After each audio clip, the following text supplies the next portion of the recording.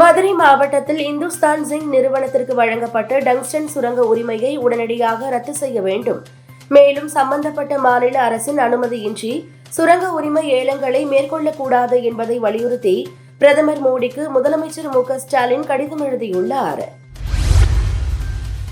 தென்மேற்கு வங்கக்கடலில் நிலவி வரும் ஆழ்ந்த காற்றழுத்த தாழ்வு மண்டலம் நகரும் வேகம் குறைந்து உள்ளது. முன்னதாக மணிக்கு 9 கிலோமீட்டர் வேகத்தில் நகர்ந்து வந்த நிலையில் தற்போது 7 கிலோமீட்டராக குறைந்து உள்ளது என்று இந்திய வானிலை ஆய்வு மையம் தெரிவித்துள்ளது. புதுக்கோட்டையில் பாஜக அதிமுக நிர்வாகிகள் வீடுகளில் அமலாக்கத்துறை நடத்தி வரும் சோதனையால் பரபரப்பு ஏற்பட்டு உள்ளது. சத்தீஸ்கர் மாநிலம் ராஜ்நந்தகன் பகுதியில் மாலைக்கு பதிலாக ஹெல்மெட்டை மாற்றி மணமக்கள் திருமணம் செய்து கொண்டனர். முதலில் மோதிரம் மாற்றிக் கொண்ட மணமக்கள் பின் ஒருவருக்கொருவர் ஹெல்மெட்டை அணிவித்து திருமணத்தை உறுதி செய்தனர். ஜார்க்கண்ட் முதல்வராக பதவியேற்ற ஸ்ரீ ஹேமந்த் சோரனுக்கு வாழ்த்துக்கள் என்று எக்ஸ் தள பக்கத்தில் பிரதமர் மோடி தெரிவித்துள்ளார்.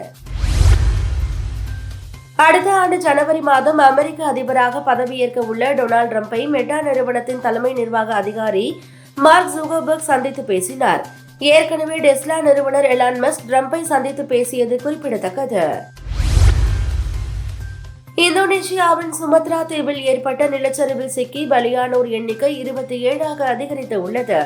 மேலும் காணாமல் போன பலரை தேடும் பணிகள் தீவிரமாக நடைபெற்று வருகிறது.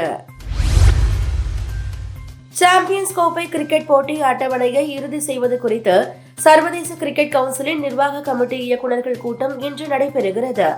ஐசிசியை பொறுத்தவரை இந்திய அணிக்குரிய ஆட்டங்களை மட்டும் வேறு நாட்டில் நடத்துவதற்கு சம்மதிக்கும்படி பாகிஸ்தானுக்கு அழுத்தம் கொடுக்கும் என்று தெரிகிறது. பெண்கள் டென்னிஸ் தரவரிசையில் 2வது இடம் வகிப்பவரும் 5 கிராண்ட்ஸ்லாம் பட்டம் வென்றவருமான இகா ஸ்வியாடெக் தனக்கு விதிக்கப்பட்ட 1 மாத தடையை முறைப்படி ஏற்றுக்கொள்வதாக அறிவித்துள்ளார். ஸ்வியாடெக் அளித்த விளக்கத்தை விசாரணை கமிட்டியினர் ஏற்றுக்கொண்டதால் குறைந்த தண்டனையுடன் தப்பித்தார்.